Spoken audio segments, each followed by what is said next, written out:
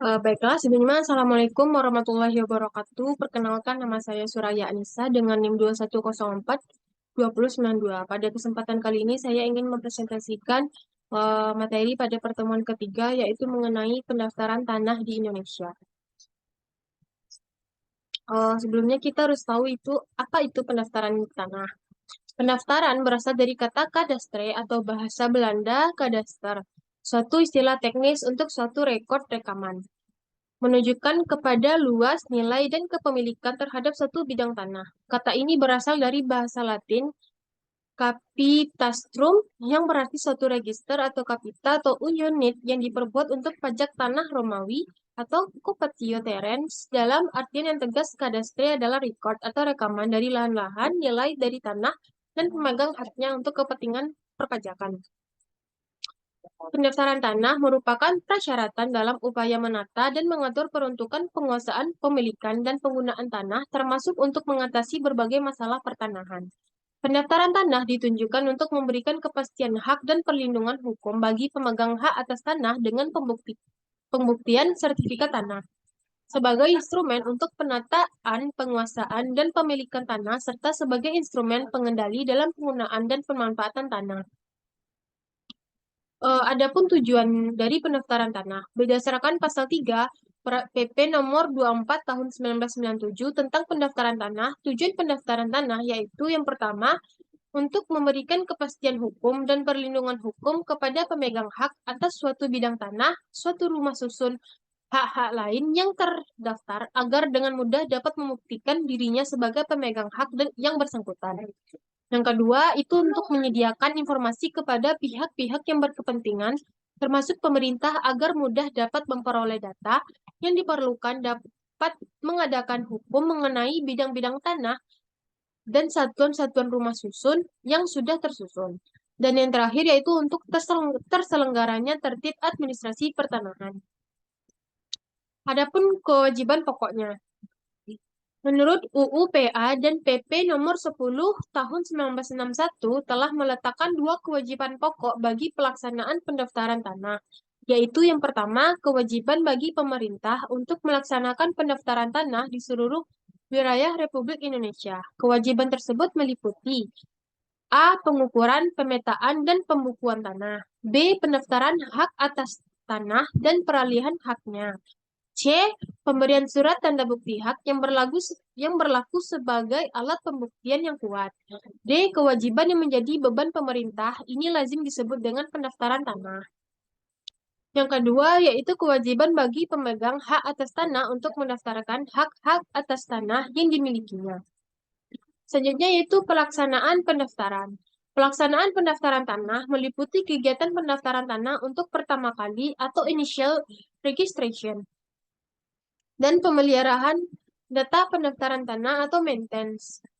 Pendaftaran tanah untuk pertama kali adalah kegiatan pendaftaran yang dilakukan terhadap objek pendaftaran tanah yang belum didaftar berdasarkan PP nomor 10 tahun 1961 dan PP nomor 24 tahun 1997.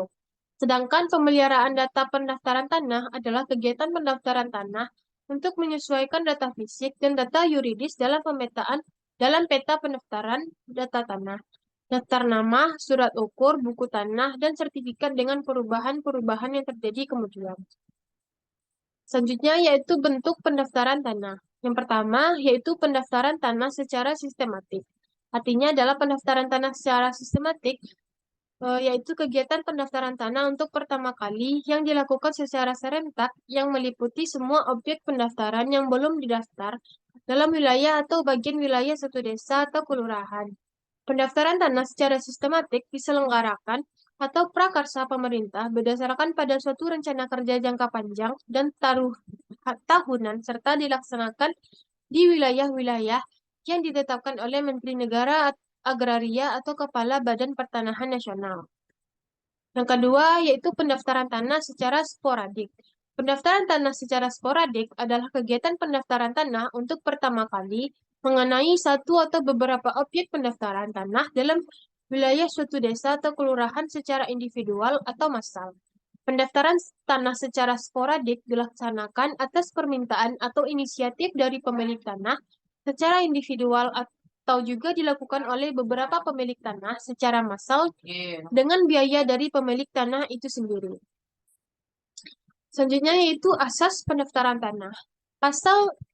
Berdasarkan pasal 2 PP nomor 24 tahun 1997 menyatakan bahwa asas-asas pendaftaran tanah yaitu yang pertama asas sederhana. Asas ini dimaksudkan agar ketentuan-ketentuan pokoknya maupun prosedurnya dengan mudah dapat dipahami oleh pihak-pihak yang berkepentingan, terutama para pemegang hak atas tanah. Yang kedua, asas aman. Asas ini dimaksudkan untuk menunjukkan bahwa pendaftaran tanah perlu diselenggarakan secara teliti dan cermat, sehingga hasilnya dapat memberikan jaminan kepastian hukum sesuai tujuan pendaftaran tanah itu sendiri. Selanjutnya itu asas terjangkau. Ini dimaksudkan keterjangkauan bagi pihak-pihak yang memerlukan, khususnya dengan memperhatikan kebutuhan dan kemampuan golongan ekonomi lemah. Pelayanan yang diberikan dalam rangka penyelenggaraan pendaftaran tanah harus bisa terjangkau oleh pihak yang memerlukan. Selanjutnya itu asas mutakhir. Asas ini dimaksudkan kelengkapan yang memadai dalam pelaksanaannya dan berkesinambungan dalam pemeliharaan datanya. Dan yang terakhir itu asas terbuka. Asas ini dimaksudkan agar masyarakat dapat mengetahui atau memperoleh keterangan mengenai data fisik dan data yuridis yang benar setiap saat di kantor pertanahan kabupaten atau kota. Selanjutnya yaitu mengenai hambatan-hambatan yang terjadi dalam pelaksanaan pendaftaran tanah. Yang pertama, yaitu faktor kebijakan pemerintah mengenai kewajiban perpajakan dalam kegiatan pendaftaran tanah. Yang kedua, faktor kurang memahami fungsi dan kegunaan sertifikat. Yang ketiga, faktor anggapan masyarakat diperlukan biaya yang mahal untuk melaksanakan pendaftaran tanah. Yang keempat, faktor anggapan diperlukan waktu yang lama dalam pengurusan sertifikat. Yang kelima, faktor anggapan alas hak atas tanah yang dimiliki sudah sangat kuat. Yang keenam, sistem publikasi negatif yang mengandung unsur positif. Baiklah, sekian penjelasan saya mengenai pendaftaran tanah di Indonesia. Jika ada kata-kata saya yang salah, saya mohon maaf. Saya akhiri dengan wabillahi taufiq wal hidayah. Wassalamualaikum warahmatullahi wabarakatuh.